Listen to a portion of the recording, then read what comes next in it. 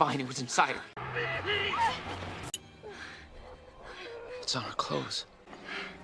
Help me. Something's wrong.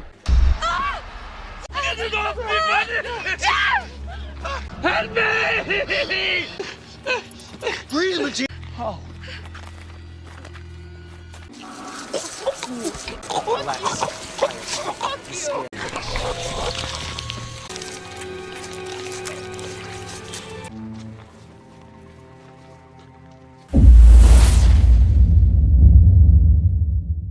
Halo warga 62, balik lagi nih bareng gue di tongkrongan paling absurd tapi nagih. Di mana lagi kalau bukan Sinema Sesat, bahas film sampai tersesat. Coba deh kalian bayangin, kalian lagi liburan fancy, niatnya mau healing, malah jadi hilang. Cuma gara-gara kalian gak sengaja nginjek tanaman merambat, tiba-tiba satu kampung langsung nodongin pistol dan panah ke arah kalian. Dan yang bikin merinding, ternyata tanaman itu bukan salad biasa, besti. Dia bisa hidup, masuk ke dalam kulit, terus ngegrogotin daging kalian pelan-pelan dari dalam. Kebayang gak sih rasanya? Sumpah, ini film bakal bikin kalian trust issue sama rumput tetangga. Jangan sampai ada yang skip ya, karena terornya beneran bikin mual tapi penasaran. Yuk langsung aja kita gaskan ceritanya. Oke besti, siapin mental kalian ya. Cerita ini dibuka dengan vibe yang super nggak asik sumpah. Bayangin, kita langsung disuguhin pemandangan ruang bawah tanah yang gelap, lembab, bau apek, pokoknya definisi tempat yang nggak banget buat nongkrong. Cuma ada satu lubang kecil di langit-langit buat cahaya masuk, itu pun pelit banget sinarnya. Terus, ada cewek yang kondisinya udah babak belur, terbaring lemes sambil megangin HP. Klasik ya, nyawa melayang tapi HP tetap di tangan. Dengan sisa tenaga, dia teriak histeris minta tolong. Tapi ya ampun, suaranya cuma mantul-mantul doang di dinding batu kuno itu. Nggak ada yang jawab, bener-bener sad banget nasibnya. Tapi bentar, jangan depresi dulu. Tiba-tiba kita diajak pindah scene ke Meksiko yang cerah ceria, ulala. Di sini ada dua couple yang lagi asik liburan musim panas. Si Jeff sama Amy, terus Eric sama Stacy. Mereka lagi santuy di tepi kolam renang hotel, menikmati hidup kayak nggak punya beban cicilan. Tapi dasar si Amy ya, agak clumsy dikit, antingnya malah jatuh, plung ke dalam air. Untungnya ada pahlawan kesiangan, si Matthias, turis Jerman yang nemuin tuh anting. Terus biasalah, mulai deh sesi curhat colongan. Matthias cerita kalau dia ke Meksiko bareng adiknya, Heinrich, orang Jerman yang lagi neliti reruntuhan kuil Maya di dalam hutan. Katanya sih tempatnya belum pernah dijamah manusia. Dengar kata belum terjamah, si Jeff dan kawan-kawannya langsung kepo maksimal dong. Jiwa petualang mereka meronta-ronta. Akhirnya, sepakatlah mereka buat join Matthias besoknya. Haduh, padahal liburan di hotel udah enak, malah cari penyakit. Besok paginya, keenam orang ini, termasuk Dimitri temannya Matthias, langsung cabut tanpa check out hotel. Kayak buronan aja main kabur. Mereka naik bus ke terminal terpencil. Terus, karena si Heinrich ini dihubungi susah banget kayak gebetan yang lagi ghosting, mereka mutusin sewa taksi tua butut. Jaraknya 18 kilo, cuy. Awalnya si supir taksi nolak mentah-mentah pas lihat peta. Dia bilang, no, itu tempat bahaya bos. Tapi ya namanya manusia, pas Dimitri ngeluarin duit tip tebel, mata si supir langsung ijo. Langsung tancap gas, dasar mata duitan.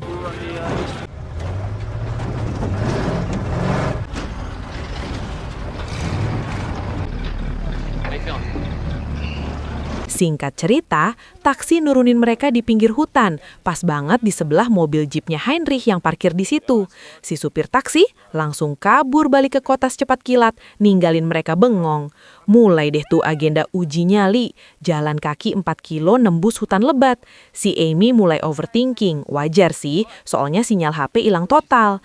Mereka jalan terus ngikutin peta, sampai akhirnya nemu jalan setapak yang sengaja ditutupi tumpukan daun tebel banget. Ini tuh sebenarnya kode alam, jangan lewat sini woi. Tapi ya siapa yang peduli. Pas lagi istirahat, mereka ngeliat dua bocah lokal yang diem aja kayak patung, natap mereka sinis banget tanpa ngomong apa-apa. Sumpah, creepy abis bocil-bocil ini. Karena merasa paling bener dan yakin sama petanya, Matthias dengan pedenya nyingkirin tuh daun-daun penghalang dan mimpin rombongan masuk. jungle. Don't they die from like some fucked up disease? Oh, that's Dan, tara, mereka nemu reruntuhan kuil Maya yang megah banget, penuh tanaman merambat hijau.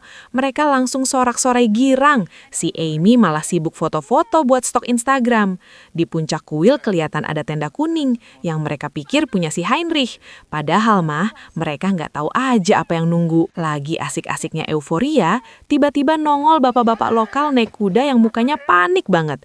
Kudanya aja sampai meringkik ketakutan pengen kabur. Si bapak ini teriak-teriak marah pakai bahasa yang nggak mereka ngerti. Intinya ngelarang mereka deketin kuil. Si Jeff dengan segala kepolosannya malah ngira si bapak minta duit. Ya ampun Jeff, otak lu duit mulu. Situasi makin runyam pas warga lokal lain bermunculan bawa pistol sama panah.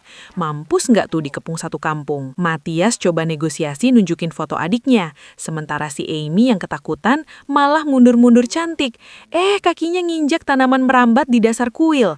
Lihat itu, pemimpin warga langsung naik pitam dan nodongin pistol ke Amy. Dimitri niatnya mau jadi pahlawan.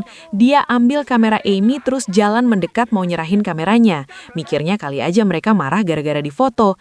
Tapi salah besar besti. Tanpa babi bubu, warga lokal langsung ngelepasin anak panah. Jelep, tembus badan Dimitri. Belum cukup di situ, mereka nembak Dimitri sampai tewas di tempat. Gila, chaos banget sisa rombongan. Jeff, Amy, Eric, Stacy, sama Matias langsung lari berteribit-teribit naik ke puncak kuil buat nyelamatin nyawa. Pas sampai atas, zong banget. Tenda-tendanya kosong melompong. Cuma ada sumur tua yang dalam banget. Mereka kejebak guys. Turun mati, di atas nggak ada sinyal. Mana HP-nya Matias udah diambil warga pas rusuh di bawah tadi. Bener-bener definisi liburan berujung maut. Where's your phone? Way down. Di tengah kepanikan itu, Matias nemuin mayat adiknya, si Heinrich, yang udah ketutupan dedaunan dan tanaman merambat. Sad boy moment banget. Matias bersihin tanaman itu dari mayat adiknya. Tapi, abis itu dia langsung cuci tangan gara-gara gatel banget kena getahnya. Aduh, sementara di bawah, warga lokal bukannya pergi, malah bikin perkemahan dan ngepung kuil. Mereka kayaknya nggak ngepung biar Jeff Kase nggak kabur deh, tapi lebih kayak ngejaga biar sesuatu dari dalam kuil itu nggak nyebar keluar. Merinding disco kan buka dah. Yeah, and what if they... Will. We're supposed to check out of the hotel tomorrow? Tomorrow? The day after? I know, Amy. But we know what happens if we leave. Oke, lanjut lagi nih Besti. Di tengah keputusasaan itu, tiba-tiba ada secercah harapan palsu. HP bunyi lagi dong dari dalam sumur. what is that? Kring, kring. Mereka langsung mikir, wah itu pasti HP-nya si Heinrich. Sinyalnya kuat bener kayak tekad jomblo cari pacar. Langsung deh susun rencana cerdas. Si Matias karena merasa bertanggung jawab atau emang tumbal proyek, rela turun ke sumur diikat tali. Sementara Jeff sama Eric jadi kuli dadakan nahan talinya pakai kerekan manual. Tapi ya namanya nasib lagi di ujung tanduk, talinya tuh rapuh banget guys. Kayak janji manis buaya darat. Tiba-tiba, pret! Talinya putus. Matias langsung terjun bebas ke dasar sumur. Gedebuk. Hening. Gak ada suara lagi dari dia. Paniklah satu geng di atas. Fuck. No, I can hear him. You're not strong enough. Karena cowok-cowoknya pada shock, si Stacy, cewek yang badannya paling enteng, memberanikan diri turun gantiin Matias. Girl power sih, tapi nekat juga. Grace, you gotta step off. We got you. Got it?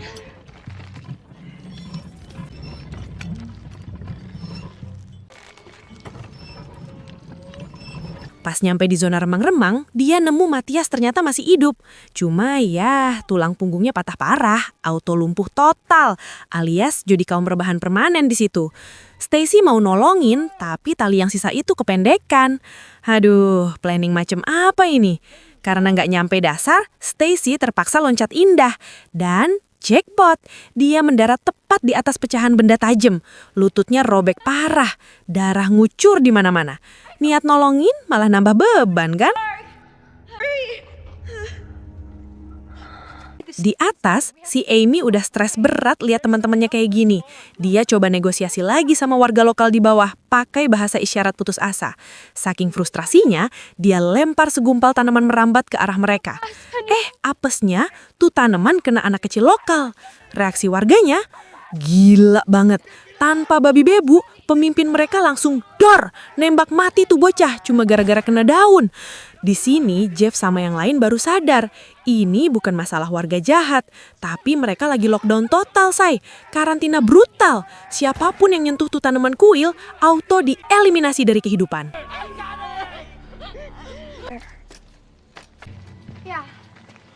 Let's go.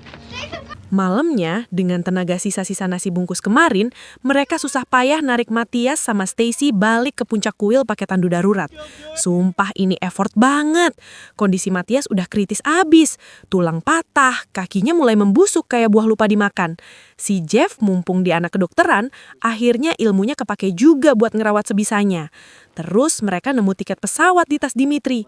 Secerca harapan lagi nih. Mikirnya kalau Dimitri nggak nongol di bandara, teman-temannya bakal nyariin. Ya, menghibur diri boleh lah ya. How does that help us? So when he doesn't show up tomorrow, his friends are definitely gonna know. We just have to make it through tonight. Besok paginya, jeng-jeng, teror sarapan pagi dimulai. Jeff nemu sisa tulang manusia yang udah bersih banget, kayak abis digerogotin piranha. Belum kelar kagetnya, Stacy teriak histeris. Ternyata tanaman merambat di kakinya itu hidup, woy. Bukan cuma nempel, tapi gerak-gerak masuk ke dalam luka Stacy. Eric langsung jadi pahlawan kesiangan, narik tuh tanaman keluar dari daging Stacy. Plot twistnya, tanaman di kuil ini tuh karnivora, besti. Mereka nyebar spora, terus tumbuh ngejalar di dalam badan inangnya buat makan daging dari dalam. Ih, geli banget sumpah. Lihat tuh si Matthias yang lumpuh. Kakinya udah penuh akar yang lagi pesta pora makanin jaringannya.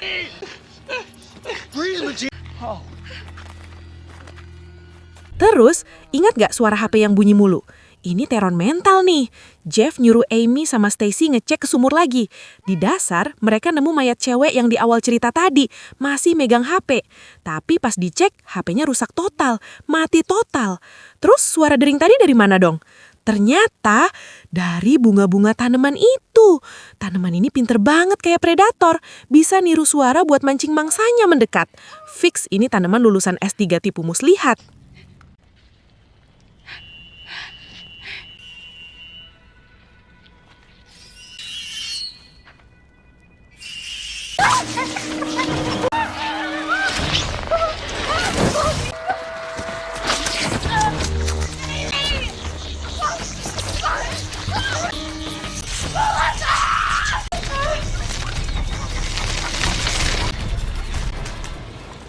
Balik ke atas, kondisi Matthias makin parah. Kakinya infeksi kena sepsis. Jeff sebagai calon dokter harus ambil keputusan gila. Amputasi, tanpa bius, tanpa alat steril. Modal batu buat matahin tulang, pisau lipat buat motong daging, terus lukanya ditempel logam panas biar nggak pendarahan. Bayangin itu rasanya kayak apa?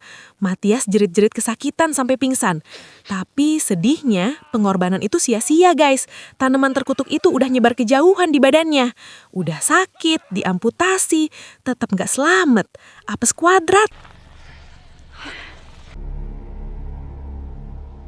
Malam berikutnya, mental mereka udah ancur lebur. Si Stacy yang luka dan trauma mulai halu parah. Nuduh Amy sama Eric selingkuh pas dia tidur. Drama banget kan lagi genting. Sementara mereka sibuk ribut, gak ada yang sadar kalau tanaman merambat pelan-pelan masuk ke mulut Matthias yang lagi pingsan. Tanaman itu nyumbat napasnya sampai dia tewas lemes. Jeff telat sadar, Matthias udah lewat. Game over.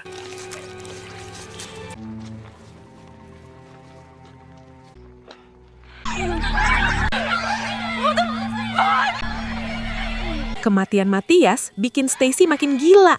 Dia histeris, ngerasa ada tanaman gerak di seluruh badannya. Saking stresnya, dia mulai nyayat kulitnya sendiri pakai pisau buat ngeluarin tuh tanaman. Jeff, Eric, sama Amy coba nahan Stacy. Tapi tenaga orang gila emang beda cuy. Pas lagi gulat-gulatan, tragedi maning. Stacy nggak sengaja nusuk dada Eric, pacarnya sendiri. Jelap. Eric tewas seketika dan jasadnya langsung ditarik sama tanaman yang kayak udah nungguin momen itu. Stacy yang sadar abis bunuh pacarnya langsung breakdown. Dia mohon-mohon ke Jeff buat bunuh dia aja biar penderitaannya kelar. Dan dengan berat hati, Jeff, si anak kedokteran yang harusnya nyelamatin nyawa, terpaksa ngabulin permintaan itu. Ending siksaan buat Stacy, tapi trauma seumur hidup buat Jeff. Oke, battle royale-nya udah mau kelar nih. Sisa finalisnya cuma si Jeff sama Amy. Sadar kalau diem doang gak bakal bikin mereka selamat, secara warga lokal di bawah makin beringas kayak netizen pas lihat skandal, Jeff akhirnya nyusun rencana pamungkas. Dia nyuruh Amy lari sekuat tenaga ke arah mobil Jeep, sementara dia bakal jadi tumbal buat ngalihin perhatian.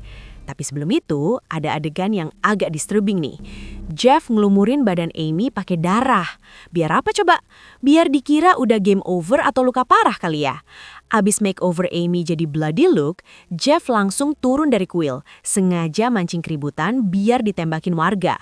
Bener-bener nekat level dewa dia, lari muter-muter jadi sasaran tembak hidup. Dan ya ampun, sad boy moment banget. Pengorbanan Jeff ternyata berhasil, Besti. Pas warga lokal sibuk ngejar dan ngehujanin Jeff pakai peluru sama anak panah sampai dia benar-benar lock out dari server bumi, Amy berhasil nyelinap cantik. Dia langsung nyalain mesin Jeep dan injek gas dalam-dalam, ninggalin tempat terkutuk itu. Amy nyetir sambil nangis kejer, histeris parah ngenang teman-temannya yang tewas konyol satu persatu. Dia ngebut balik ke peradaban, mikirnya sih mimpi buruknya udah kelar ya kan? Eits, tapi tunggu dulu. Jangan napas lega dulu. Film ini ditutup sama adegan yang bikin bulu kudut standing ovation. Pas kamera ngezoom ke muka Amy yang lagi nyetir, kelihatan ada pergerakan halus di bawah kulit wajahnya. Jeng jeng jeng, tanaman karnivora itu ternyata udah sukses nginfeksi dia guys. Amy nggak sadar kalau dia lagi bawa oleh-oleh wabah mematikan dari hutan isolasi itu menuju dunia luar. Bayangin, dia bakal nyebarin itu ke kota. Definisi bencana alam berjalan. Terus, di scene paling akhir, kita dikasih lihat dua orang temennya Dimitri yang dari Yunani baru aja nyampe ke lokasi reruntuhan kuil itu. Muka mereka happy banget, senyum lebar, vibe-nya turis banget lah. Padahal mereka nggak tahu kalau Dimitri udah jadi pupuk tanaman di situ. Dan nasib mereka bakal sama tragisnya. Duh, new player has joined the game nih ceritanya. Siklus kematian di reruntuhan itu bakal keulang dari awal. Bener-bener deh, liburan kok cari mati. Jadi, pelajaran hari ini simple banget, Besti. Kalau warga lokal udah ngelarang masuk sambil bawa panah, itu artinya pulang. Bukan malah so ide explore demi konten. Heran deh, giliran disuruh kerja aja alasannya sakit. Giliran disuruh masuk hutan angker, semangat 45. Ujung-ujungnya apa? Si Amy malah jadi reseller wabah tanaman maut ke kota. Aduh, cantik-cantik beban peradaban. Buruan subscribe channel Sinema Sesat sekarang juga. Awas ya kalau sampai nggak subscribe, gue doain pot bunga di teras rumah kalian tiba-tiba hidup terus minta jatah uang belanja. Jangan lupa like sama share videonya ke teman kalian yang suka traveling modal nekat biar sadar diri. Ingat, jangan jadi tumbal berikutnya ya. Bye-bye.